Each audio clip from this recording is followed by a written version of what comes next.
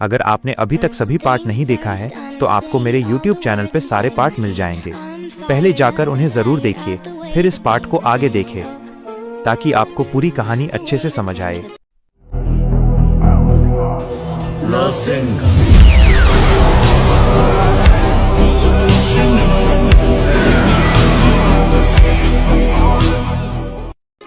जिनवू अपनी 52 shadow soldiers की छोटी लेकिन दुर्जय सेना के साथ कागे असेंबली के मुख्यालय में लौटा।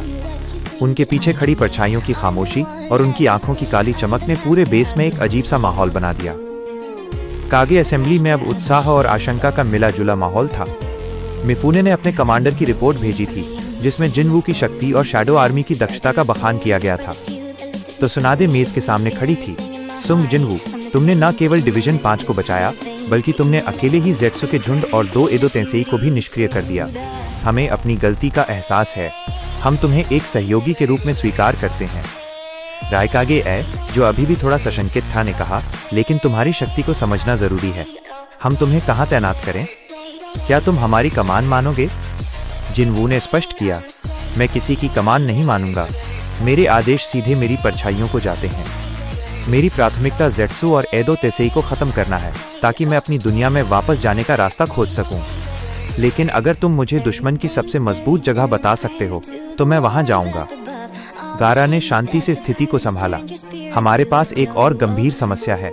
हमारी मेन फोर्स अभी भी ज़ेट्सु आर्मी के खिलाफ संघर्ष कर रही है और जल्द ही ओबितो और मादारा खुद मैदान में उतरने वाले हैं।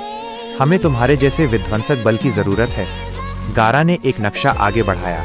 युद्ध क्षेत्र को 3 मुख्य डिवीजनों में बांटा गया है। हम चाहते हैं कि तुम सबसे महत्वपूर्ण और सबसे खतरनाक प्रथम डिवीजन को मजबूत करो, जहां नारुतो उजुमाकी और किलर बी हैं। जैसे ही नारुतो का नाम आया, जिनवू को एक परिचित ऊर्जा महसूस हुई। ये एक बहुत बड़ी अव्यवस्थित शक्ति थी जिसे वो अपनी दुनिया के उच्च स्तरीय बीस्ट मोनार्क के करीब महसूस कर सकता था।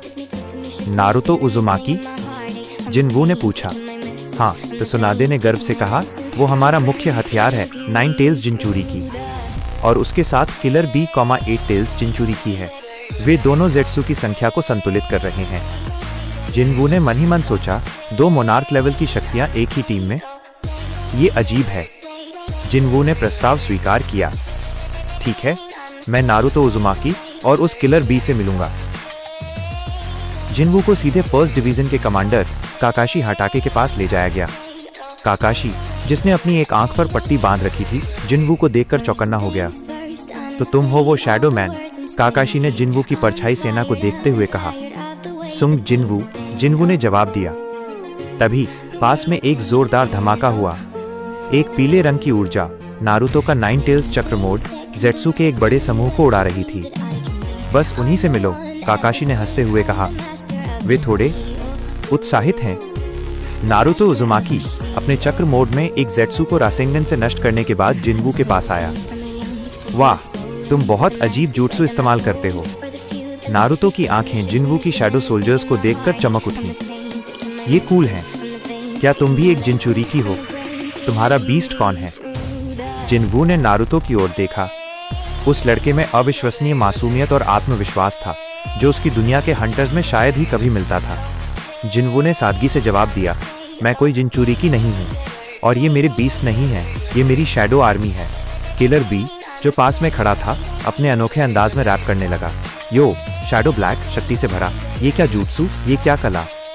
बीस्ट है नहीं, पर ताकत बड़ी। नारुतो देख, ये बंदा है कड़ा। जिनवू ने उन्हें नजरअंदाज किया, लेकिन नारुतो की ऊर्जा उसे पसंद आई। तुम्हें मेरी मदद की जरूरत है, जिनवू ने कहा। तुम लोग ज़ेट्सु की संख्या को नियंत्रित नहीं कर पा रहे हो। मैं एक बार में सैकड़ों ज़ेट्सु को अपनी परछाई सेना में बदल सकता हूँ। नारुतो ने उत्साह से अपना हाथ बढ़ाया। ठीक है, तुम मेरे साथ टीम अप करो शैडो गाय। जिनवू ने उसके हाथ को कसकर पकड़ा।